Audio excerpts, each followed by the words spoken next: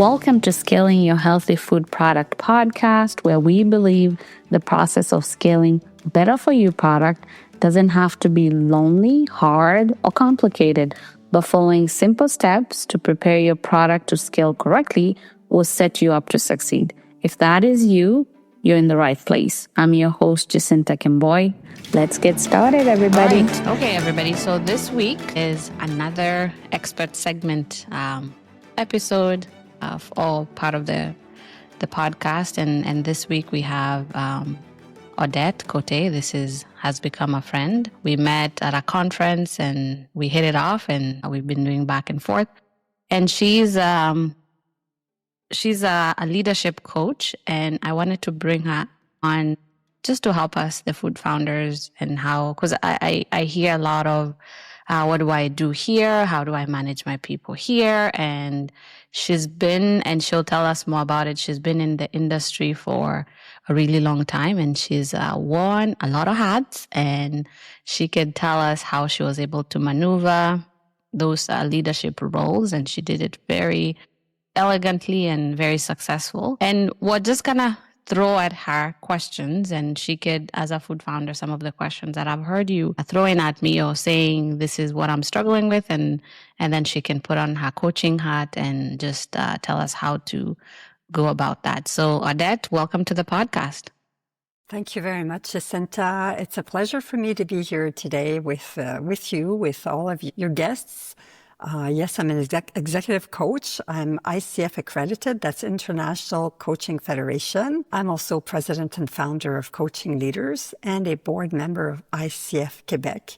And you're right, Jacinta, I've had many roles in the past, from designer to architect to teacher, coordinator, faculty dean, academic dean, president of a large multi-regional college. I've worked in French and English and public and private sectors. So the whole world of entrepreneurial leaders comes across very easy for me because I've seen many, many different things, and many leadership challenges actually that people face are very strikingly similar across different sectors. So whether you're building a food brand, running a small food business, or leading a team in the beverage space, basically the principles of effective leadership apply across the board. Yeah, so our listeners, you're in good hands, as you have heard in the intro. So Odette, I will give you a few questions. These are some of the questions that the founders are playing with and trying to maneuver and trying to get better and improve their organizations. This, I imagine, brands better for you. So wearing every hat is exhausting, right? And so then how can food founders shift from being a doer to a leader, and without feeling that they are losing control of their business? How could you go about that?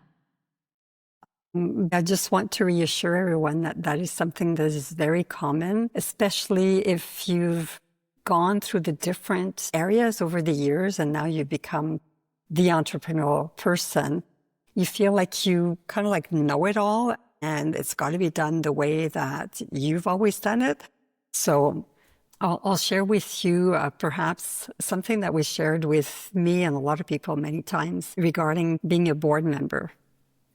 Okay, and it applies here too. That's why I want to share it with you, is that they always say you can have your nose in, look and see what's in the kitchen, but keep your hands behind your back. That means if you want to be doing and you want to be seeing and you want to be the strategic person, yes, if you want to do it all, it's quite exhausting. So just in that particular question here, I'd like to address the identity shift from operator to visionary. I'd like to address trust as a leadership practice, and then coaching culture. It starts at the top. Yeah, it starts with you, leaders. Okay, so the identity shift, I would ask food founders to say, do I still want to be an operator or a visionary? It's very, very difficult to do both. Being involved in every task often leads to burnout. So be careful if you're finding it that way. And when you're in a leadership role, it's very, very different. Leadership is more about influence, not interference. You might say, what do you mean? I'm interfering in my own company. No, Right. it's that you have employees and they may feel that, hey, I know what I'm doing. Why is the boss always over my shoulders? Why is the boss doing things for me? So we have to be really, really careful. We always say that people are a company's greatest asset. Right. So you have with you people that care, people who want to feel valued, people who want that their boss will trust in them. And that brings me to trust as a leadership practice. Delegating isn't just about handing off tasks and Right. always being over the shoulder. It's about also trusting others to carry the vision forward. That brings us to when you're creating your strategic plan, your strategic alignment. If it's only the visionaries at the top doing it, it's going to be very hard to bring that back down to the grassroots, to the people who actually work for the organization. So Right. often we want to bring them around the table so that they build that trust with you. They're Right. happy that you're... Yes, And go ahead. how often should they do that? Like bringing them around the table? Well, from my experience, the more often you do, the better it is. You're creating relationships with your employees. Of course, it can't be in every meeting that you're at, but you Right. can certainly inform them. Inform them. They've been around the table to create that strategic alignment, that strategic plan. Right. And there's ways of working the strategic plan together that it becomes an everyday tool, something that is measured every year, something that is revisited, something that is living. But if you keep your people out, it's going to be very hard to bring them back in. And it's really a lot about collaboration. Right. So trust is like that clear communication, the shared values, and that consistent feedback. So when you say how often, I don't think it's hard to put a number on it. Right. It's just Okay. that it's almost like saying, well, how often should I speak to my children? Yeah, How it does often should I? depend, right? Yeah, and it's Yes. and it also depends like when did the person join the company and all that hand holding. Yeah, so you are right. It depends with like how often do they need. So it's really the leader that needs to decide how often to do that. Yeah. And another part of the answer to your question is using a coaching culture. Mm-hmm. And that really starts at the top. Okay. If we're still in the era of I'm the boss, I tell you what to do, that doesn't work so well today. Right. Do you want to explain a little bit more about like the coaching culture, like what that Yes. entails? It means coaching their teams, asking open-ended questions. You cannot, how are you today? Fine.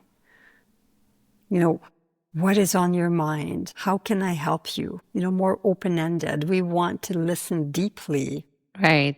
and offer developmental feedback to the employees. We want Yeah. to be able to be there to support them so that they can foster their ownership and accountability within your organization. So some of the practical tips could be, like I said, ask open-ended questions that invite reflection. Get them to reflect, okay, you're not happy or this is not working. Well, what could you suggest? Instead of Right. saying, well, if it's not working, it's not my fault. Okay, what can you suggest? I trust in what you're here working on this machine, or you're involved in this very, very specific area. Help me understand. You can be Right. vulnerable also. Yes. Want to show people that you're working with them. And also, I think it's important to always think as a leader to be able to leverage collective intelligence. Right. Powerful Absolutely. growth engine. The people that you have around you all come from different backgrounds, different experiences. As a leader, we have a lot to learn from our people. Mm-hmm. Yeah. No, it's true. When you said that, I remembered there's a CEO. I recently attended a conference, and an example that they were saying they leverage all the different people, different levels of people. Was she has a tea, like she has a tea with her, and she would have different stakeholders in different different departments, and she would have it in such a way that some are 20 years in, some are 5 years in, some are 1 year in, to the level of mixing it up. Not just like the executive, she would also go to the customer care people, the ones that are in the mail room. She would have, and not a lot, but 10, and just get a feel of them and ask them the question, if you are me, what finally I can fix this. And I thought that was like a really good way to, so that's how she says she gets a lot of info and intel from her organization, because she's putting in, I guess you could say, spicing it up and having everybody give her her point of view, and she's aware of everything. And it does come back to people are your greatest asset in a Right. company. Absolutely. Yeah, without the people, you can't go far. Exactly. Yeah. No, this is good, Odette, and I think this now takes us to the next question. Like, so what leadership blind spots do you often see, like in food founders or company leads? Because I'm talking about food founders here, but you've been there and you work with different organizations. So what are those blind spots that you see and that can quietly hold back growth as a leader? Well, some of the common ones, and you might think I'm repeating myself, but over-reliance on product over people. So we're always thinking like we've got to meet our targets. We've got to forget about our people. Right. We often obsess over recipes, branding, distribution, but we overlook the leadership skills that are right in front of us that can help us scale business. Right. Skills like, believe it or not, emotional intelligence, team alignment, communication, those are often the missing ingredients. We say, well, we don't have time for that. I just went around this morning and I said, hello, good morning to everyone. And I said, how could you fix this? Yeah, I've tried it all the day, but I'm so busy, I'm stressed, I need to reach my targets. Right. Well, that's product over people once again. And once you're in that leadership position, it's a whole shift. You're no longer a doer, you're the visionary. Right. Can I refer perhaps Danielle Goldman's work on emotional intelligence? I think that would be a great resource here if some of the listeners would like to know more about that. It's really, really important, especially as a leader. Another thing we can talk about is avoidance of difficult conversations. So dodging tough conversations, especially around performance or accountability. Right. Because we're always thinking, right, our targets. Right. Well, that often erodes the trust. Employees will think, well, I don't think my boss is understanding me when I'm saying that I have a family issue that I have to deal with. Right. But he's saying, well, there's deadlines for tomorrow. If you're going to miss half a day, you're the one that's going to be accountable. So right. That erodes trust. So some of the coaching tools that can help, because I've spoken about coaching style with our employees, right. is the SBI model, which means situation. There's a situation, the behavior, and the impact. Like I mentioned before, if your employee is saying there's a specific situation at home, they might not be able to reach the target. If they see your behavior of stress and saying, well, that belongs to you, and they don't feel that comfort, well, look out for the impact that will come with that. Right. You'll probably get a very disappointed employee and probably won't reach the target that you were looking at. Right. Another one, a coaching tool, would be nonviolent communication. And or preparing your scripts. If you think you can't do this, prepare your scripts for feedback conversations. Once again, it's all about people and building relationships. Right. And the third item that I would think would be the lack of self-reflection. I'm so thinking about numbers. What do I look like in front of my employees? Okay, so the self-reflection on the leader themselves. On the leader on the leader themselves, yes. Yeah, self-reflection. Actually, growth stalls when leaders stop reflecting. If you're always thinking of the product, you're not thinking of your people, and not even thinking about yourself. Right. Remember, you're the model. Everybody's looking up to you. Right. So I would encourage practices like journaling. Yes, absolutely. Yeah. Journaling is very good. Often with some of my clients, I say, try and write down, take the time, a little 5 minutes at the end of each day to write down 3 things that happened, 3 wonderful things that happened during the day. Even if you had a tough day, journal that. Yeah, that one is, Because it is said that it sort of forces you to think positively. yes, it does. Another part of that self-reflection is getting a 360-degree feedback. Ask your employees, send them surveys about how you can help them, about your practice, about, there's all kinds of different questionnaires that can go out there. And if any time you would like to discuss that, we could do that through another area. And the leadership assessments. An example of that is Strengths Finder or Hogan or EQI. Like I said, there's different assessments that can be used.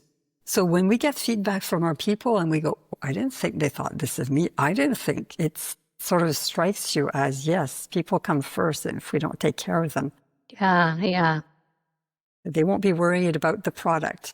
Yeah, I know you're worried about the product. And I've heard, I don't know if you know Dave Ramsey. I listen to him a lot, and he talks about, like, even just with getting in, employing people, they do go through like several questionnaires, strength finders, and I think they have other ones that they've developed in-house, and based on how the person answers the question, they'll know how well they'll interact with the group, and even just to be able to put them in the right group for them to grow better.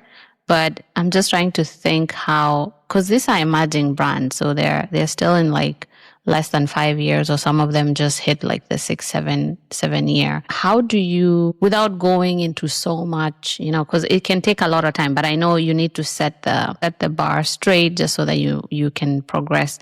How do you now implement some of this leadership tools as a growing company that doesn't necessarily have like a lot of, you don't have like a lot of people that maybe in your human resource team, you don't have like a lot of resources, but as a leader themselves, how can they implement some of these tools to help them as they're growing their company, their mid-sized, small company? Because some of these things take time, but I do know that you need to take the time to be able to grow better. So what are some of, how can you do that with the questionnaires as because you're doing it to assess yourself, but also assessing your employees, just so that you all know that you're going in the right direction? Well, I would say on that one, Jacinta, to just keep it simple. Right. Keep it simple. Like, you can have questionnaires that are 300 questions. Right. You can have questionnaires that are 5 questions. If you keep it simple, and what's important also is to create a habit. Right. You create a habit even though it's simple. And as the company grows and you feel that you need to adjust that, you do so. You may want to add a few questions. Have the discussion with your employees. Have different people around the table to be able to look at that. Right. Sometimes a 1-hour meeting, to get people's feedback and the reason why we want to do this. Show them that as a leader, you want to improve also. Right. Yeah. Giving them feedback on what they're doing, but you want feedback from them on what you're doing and how you're doing it and why. Why do I want to reach these targets?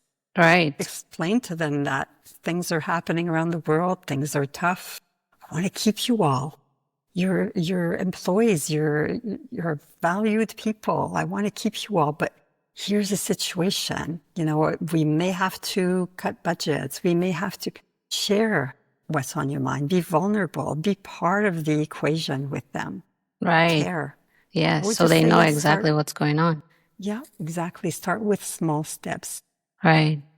You mentioned something in the beginning. You're talking about the SBI, the situation. What was the other one? Was it you look at the situation? I think it was maybe the first. The SBI model, the situation, yes. Behavior, impact. Right. I've heard, and I've heard. I don't know if you've heard the monkey on the monkey on your back, and I've heard some of the founders saying that, like, somebody will come to you and basically they want to throw out to you this monkey on the monkey on their back and leave it on your table, and they go, and now you have to deal with it. So, and also the other thing there could also be like somebody comes to you, and some of those problems, yes, they are personal, but some of them there's really nothing much you can do other than just, nod your head and acknowledge that they're going through a tough time. And that's where your sympathy, empathy, that's where your can end. But then some of the time, like somebody can bring you issues, and it's like, no, I don't want to take it. It's not mine. It doesn't belong to me. Like, it's your problem, but let's look at it in this way. So how do you now help a leader because there's also the part where as a leader, you can take on a lot of your employees' troubles or problems, and then they start to weigh you down, even cripple you in some cases. And some founders will be like, no, okay, it's your problem. You don't like what's happening right now, but this is how it is. I can't really do much, but this is how we can progress, just so that they're not bringing in the problem to them. Like, it's not like now, okay, it was a monkey on your back. Now it's monkey on my back. Like, how do you now maneuver that? Yes, exactly. I think that's a really important question. You can't listen deeply. You can be empathetic, sympathetic, but also as a leader, you can offer the resources. You can refer them to HR. You can refer them, there's insurance, there's different employee programs that you can refer them to. What's important is to be able to listen and provide them with the tools that they need. Right. So more like be able to have a depository of places to send them or resources to send them, just so that they can be helped and not weigh you down. Yes, most areas have human resources department or person to go to. And if that's the boss will have those skills to be able to direct the person to whoever they need to be directed to. And that's really important. Once again, it's the whole human side to be able to listen and to say, oh, okay, I hear you. Thank you for sharing that. When you know that somebody's not well a certain day, you're not going to be on their back saying, well, that's not done yet. You're going to be... You'll have some grace, yes. Yes, you'll have some grace, exactly. And I just want to say that no matter what, we should never be on employees' backs. It should be really always a sense of collaboration, of working together to be able to get to the targets that we want to reach. Right, yeah. No matter the situation, we want for people to be happy at work. Absolutely.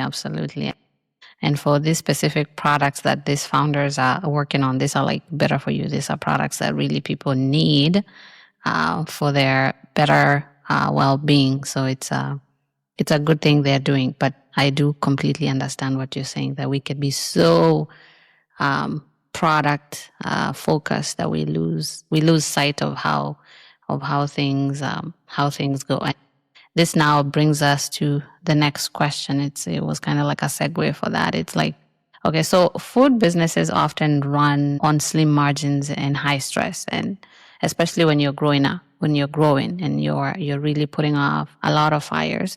So how can founders lead their team in a way that reduces burnout and builds loyalty? I think it kind of almost talks a little bit what we just talked about, but how can you do that? Reduce burnout, like actively working on that and increasing and building the loyalty? A very good question. As you were asking the question, I was thinking of different experiences and speaking with different people over the years. Sometimes it's not the heavy workload that brings to burnout. It's how people feel they are treated.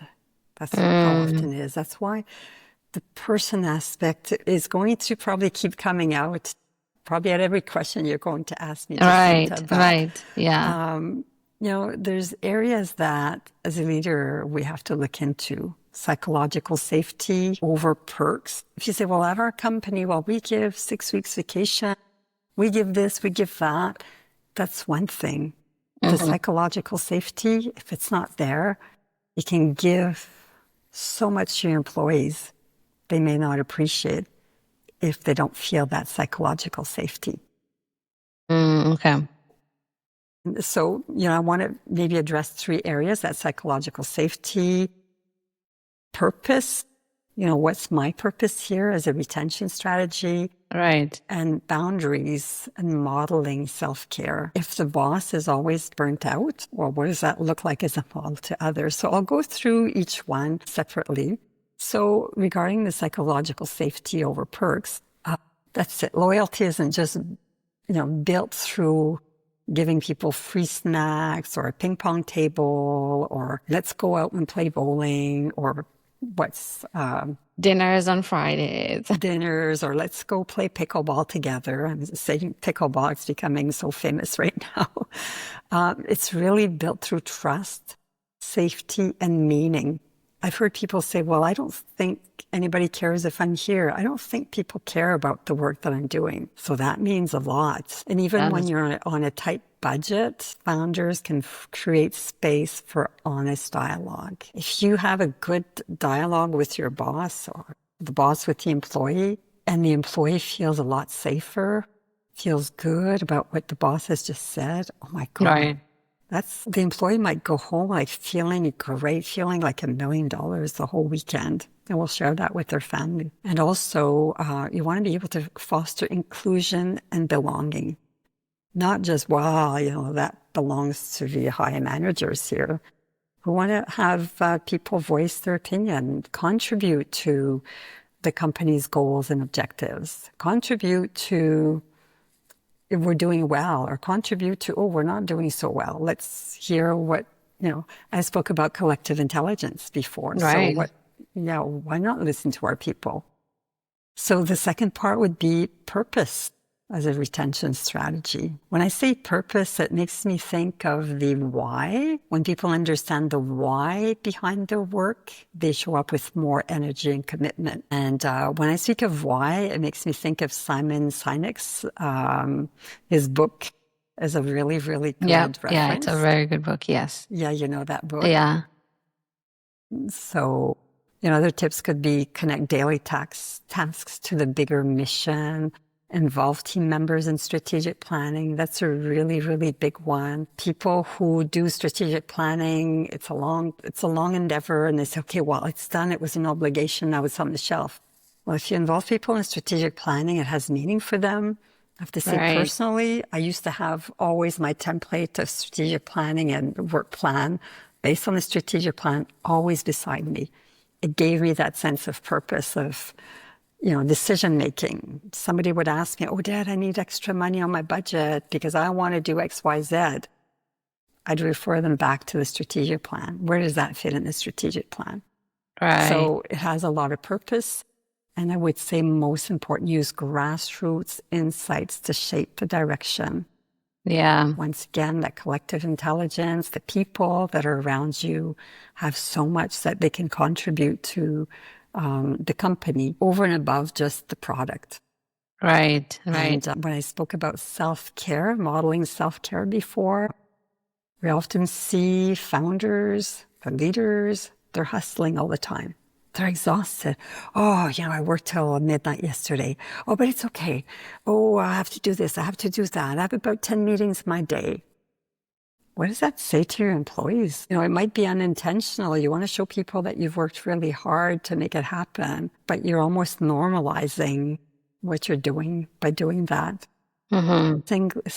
It's showing that there's a possible burnout. So instead, it would be good to set clear boundaries around work hours.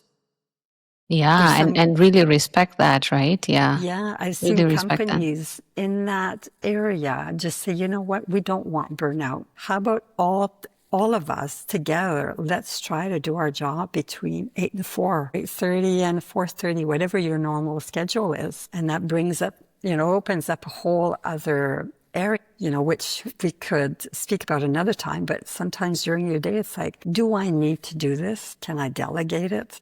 Right. Is it still this good? This brings a good question, because especially with the work hours, when you're a big organization, you have the people and you have the budget to be able to maybe even have that time. But I'm just trying to think of like practical ways. And I still see this as potential. It's also a possibility for like the smaller brands, the smaller companies. But how do you go about, because in some cases you almost have to like ask your employees to go above and beyond, in terms of time, like maybe not all the time, because you have instances where you have to put all your best foot forward, and this would require longer hours. But how do you balance that? Because especially when you're small, you don't have, some of these companies only have like maybe 5 people or 10 people or even less. You have like contractors you're working with, and you need the time, right? But how do you balance that as you're growing? Excellent question once again. And that brings us back to the self-reflection, getting feedback. If people are constantly working hours and hours and hours, maybe you can ask yourself, is this normal? Mm-hmm. Okay. At what cost are my people going to be burnt out? Do I need extra people? And extra people is not always the answer. Maybe it's, are we working efficiently? Right. Can we review some of the ways that we're working? Can we cut down on certain costs somewhere so perhaps we can afford to hire another employee? So many, many questions can come, but for sure, burning out our people is not going to get us any further. For sure, absolutely. And we should be able to normalize rest and recovery. If people have been on a stretch, say, for the last 10 days where they've worked, I'll just give an example, 12 hours a day. Well, if you're going to ask them to do that for another 10-day stretch, Their brain is fried, basically. it becomes very, very fragile. Right. Stepping back, getting the feedback from people, reflecting. And remember, as a food founder, you're a leader. You're a leader. Think about your people. Mm-hmm. If everybody is happy at work and can put in the energy, Right. you're going to go much faster. There's that saying that says, you want to go fast, you go alone. You want to go further, well, bring all of your people along with you. Exactly. Yeah. So that starts from the top, right? Model, as a food founder, model the well-being as a leadership strength. And people often get confused, like, leadership. I just got a new title. I'm the boss, right? But I'm doing all the things that I did when I first started 20, 30 years ago as an employee, on the ground level. Right. Like, no, leadership is totally different. It's how to bring your people there. Right. Mobilizing your people. Yeah. Right. This just brings me to like our next question, but I want to add a question just because I want to add a question that is I saw and I'm seeing a lot is, okay, so some of the food founders now the younger food founders are Gen Zers, like they're Gen Z. A lot of them now are moving from the millennials, and now we're seeing like the Gen Zs that are leaders.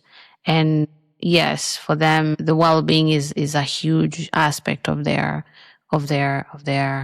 generation, basically, right? Like whatever, live according to your bliss and all that. But then there's also the aspect where you now have to deal with your employees are going to be older than you, and the ones that have been in the business and they know a lot of these things could be not necessarily millennials, the baby boomers, and even it's more, how do you, because I saw somebody saying that it's like, how do I balance this? Like, I know I need this experience that this person has, but then also I know there's a fact that there's probably like the generational difference, and some people might view it as, what I'm telling you, you have to accept it. I've been around, I've seen how things are, but at the end of the day, they're still the leader here. This is their business.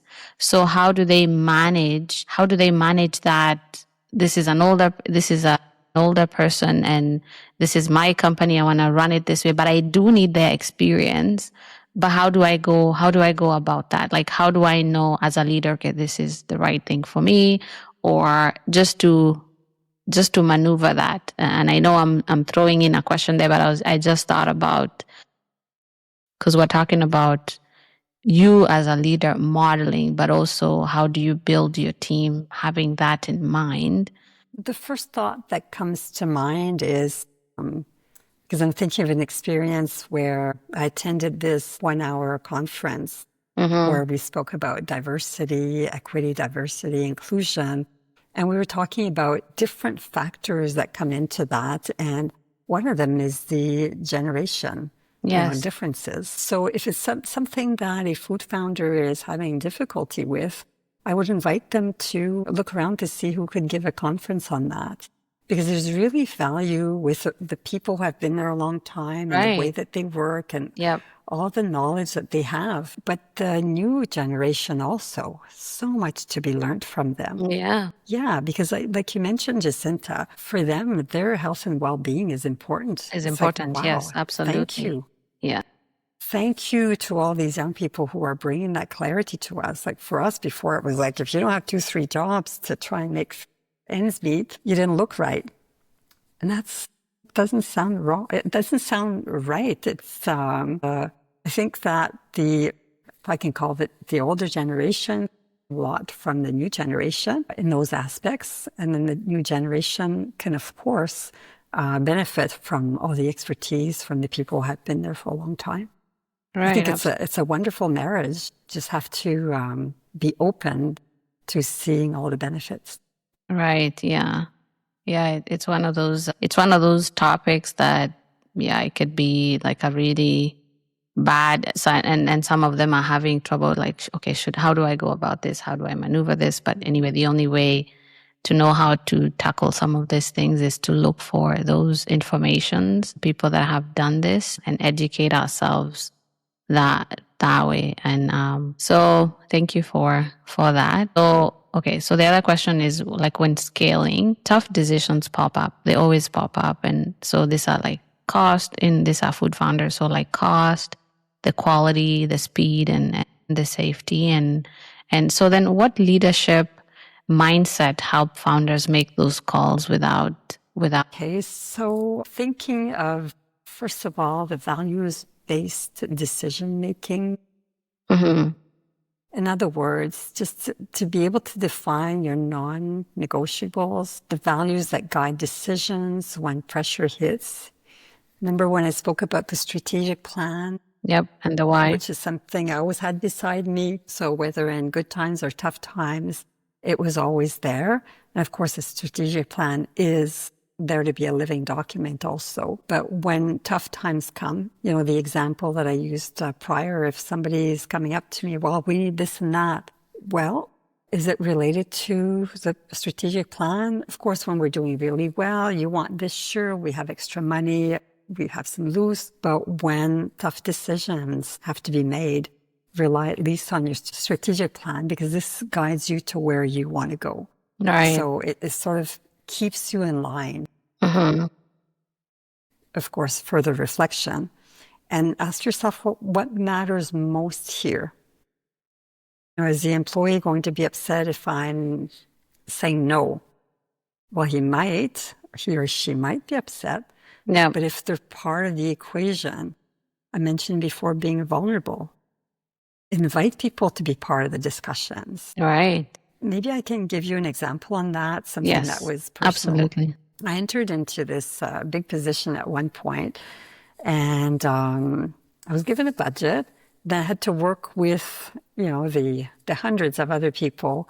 Actually, it was 1,000 people in the organization. The people were used to getting certain budgets for different things that they would do.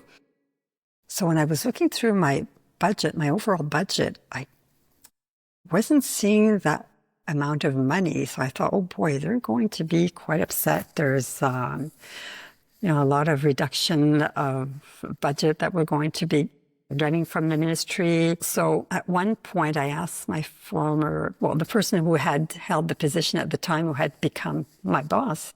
Right. I said, well, I know that usually our employees are entitled to X, Y, Z, but I'm not seeing any money here. So where did that money used to come from? And my boss said, oh, that used to come from my personal budget. I go, okay, so how much do we have this year? He says, nothing. I said, okay, you're going from, like, I'm a new person here. You used to give them all, I'm going to call these candies. Yeah. And now the new boss Take it away. has 0 candies to give. I really felt a lot of pressure. And then I said to myself, Odette, share that with your people. Not that my boss is not giving me the candy. I just brought my people together and I said, I understand that in the past you were able to get X, Y, Z. But I said, I've looked everywhere to see if I could find budgets for you. But, because of the ministerial budget cuts, we won't be able to do that this year. I really, really apologize. If anything comes along the way that I can open up to some of these projects, I will definitely let you know. If you hear of any financing that we can get from somewhere, because these projects are dear to me, I think they're really interesting, and I trust that, we all would like to have these back on the table. So you see, this is a way that when tough decisions are there, if you involve your people, if you let yourself be vulnerable, people understand. Right. Yeah. And another one would be emotional regulation tools when you're under pressure. Just thinking of the boss who's totally stressed out. This might seem simple, but breath work. Try box breathing. Inhale 4 seconds. Hold 4. Exhale 4. Hold 4. You might say, oh my God, that's ridiculous. I don't have time for this. Believe me, it works. I would even invite you to go out for a 5-minute walk. I had an assistant in the past who would do her 10-minute walk in the morning outside and 10 minutes in the afternoon. I had never seen anybody so energetic. Breathing, especially fresh air, really, really helps. Right. It clears your mind. Yeah. Yeah. Emotional regulation. Reframing also, because when we're in a panic, when we're stressed out, we might say something like, this is a total disaster. Can you imagine that could be highly possible? Yeah. Or we can say, this is a challenge I can really learn from. Often we say that in life, challenges are brought to us to make us grow. And it's Make true. us stronger. Makes us stronger. It forces us to find a third way, another solution. It's also all about mindset. Do you look at a glass as a glass that is half empty, or is that is half full? I've got one in front of me. Perspective. It's the perspective. It's your mindset. It's your mindset. If the glass is always half empty, you might want to start shifting that into it's half full. Right. Where can we go from there? Yeah. And I've mentioned coaching before. That coaching is really important, especially through times of complexity.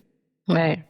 There's certain frameworks in coaching, like I'll name one. It's called GROW, G-R-O-W. The G is for goal. Reality. We can have a goal, but here's our reality. Maybe we don't have the capacity. Right. The O is for options. So what are our options right now in the situation that we're in? When you look at that, then the W is the way forward. I have a goal, but here's my reality. I might not reach my goal. What are my options? All right, I have options. Let's keep moving forward. Another one another framework is the polarity mapping. So that explores tensions, example, speed over quality. Want to go fast. We got to reach our targets. We're going fast. Remember, if we're going fast, we're going alone. We're not going with our people. Right. We want quality. Take the time. Bring your people along and find a balanced path. I mentioned before a third way, another way. Well, find a balanced path. And I mentioned before the African proverb, if you want to go fast, go alone. If you want to go far, go together. Yeah, most of the time we want to go far. We want to go for a long time. We want to be with our people 10, 20, 30, 40, 50 years. We want our company to grow, and maybe we can then bring it to another generation. Right. Yes, absolutely. Going fast alone often reflects individual efficiency and autonomy. So just think of that as a leader. Going far together highlights the power of collaboration, support, and shared resilience. The story about I told you that my boss took all the candies and I had none for myself. All right. At first I was like, oh my God, how am I going to tell my people? But I said, no, Dad, your people are part of your team. Right. You're going to share with them. Yeah, and they will get it. And they all understood. And I thought, well, that's something that the unions are going to get back to me on. They never did. And it works all the time. You care about your people, they're going to care about you. I don't know if I've answered the question correctly. Yes, you do. Yes. You have answered the question, because it's all about and I think what I went away with from there is the grow. You have this goal, and what are your limitations? What is your reality, and what are your obstacles, and what can you do right now?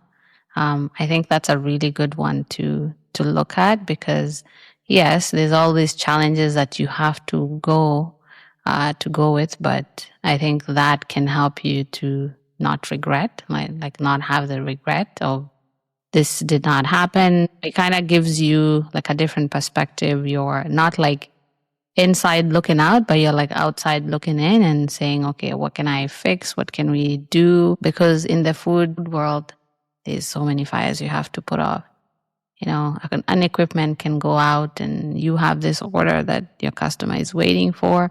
And if you don't deliver, you could get hit with fees, and there's all those things. So it's one of those really looking at things in that perspective, and looking at the glass half full and half empty.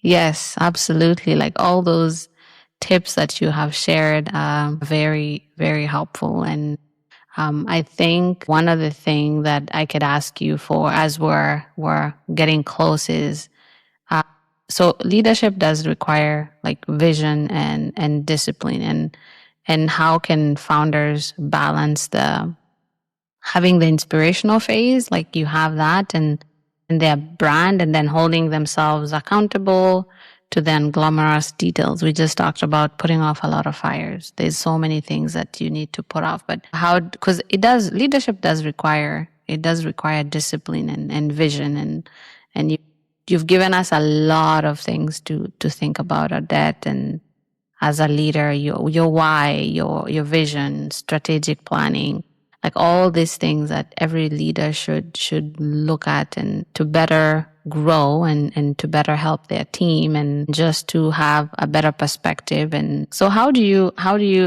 I think this is a good way to wrap it up. Like it does require vision and discipline, and how do you balance that, being an inspirational face, like you're the one that is inspiring your people, and not holding your brand back either? Yeah. There's something that comes to mind right now. I'm not sure if I'll be able to articulate it correctly, but I once watched a YouTube where actually it was a TED Talk. Yes, it was a TED Talk. Yeah. And it was all about somebody having that positive mindset, and somebody who is really, really busy entrepreneur, traveling across the world, always on a tight schedule. Yes. Yeah. And he said every time, like, I'm so busy, there's always something that gets in the way. He says, why? He would be so upset. And eventually he said, you know what? That's right. There's always something that gets in the way. So he says, from then, I decided to accept that every day, any time of the day, things can get in the way. Right. So he says, now I welcome them. I don't expect for things to be perfect. I don't expect that nothing will happen and will go wrong. He says, when you do that, you're constantly upset. You're not ready for it. And that changed, just his whole mindset that was changed. He says, now I come home and I go, oh, I only had 3 obstacles today. I only had 1. Anyway, so it's just, I wanted to share that with you to see if that can resonate somewhere. Right. But in balancing vision and discipline, we can think of the dual leadership archetypes, the accountability as a culture, embodying the brand internally. So I'll start with the first one. The dual archetype, leadership archetype, founders often lean into either inspiration or discipline. And you can see from different leaders, some are always talking like with inspiration. They've got all kinds of ideas. And then people are saying, yeah, how are we going to get that done? Right? Yeah. Yeah, Exactly. right. All these Come great back to reality. ideas. Come back to me. Yes. And then the people who are working, who are all feel like there's so many hours and they feel so tired. They're, oh no, not him again, thinking of all these ideas. So I've seen that before. And then sometimes it's so much discipline, there's no room to breathe. Okay, so basically, true leadership requires to have both. To be able to create that balance between both. Like, for example, if we've got too many meetings or whatever, you could use Monday morning meetings for vision and storytelling. Right. Here's the vision. What do you think? Somebody, maybe Monday mornings, you want to be able to leave that space that somebody wants to recount something that happened over the weekend. Right. Okay. And that makes them think of something and oops, maybe there's a bit of the vision that comes there. And then the Fridays could be check-ins for execution or metrics. Okay. How did we do this week? Did we reach our targets? Are we missing something? So, you're sort of giving space for a little bit more loose and then more end of the week. How did we do? So metrics and storytelling, which could be an example. In terms of accountability, it should never be seen as a punishment. I remember in an organization where I was working, boss often used to say, well, there's no accountability here. People need to be accountable. So just the words and then the way it was said, yeah, it felt like a punishment. It felt like, oh my God, we haven't been accountable. What's going to happen next? So it shouldn't be punishment. It should be clarity and consistency. We were accountable. We do know we're checking in with each other, on a regular basis to make sure that everybody's okay. Do you need extra help? What do you need exactly to be able to do your job? Right.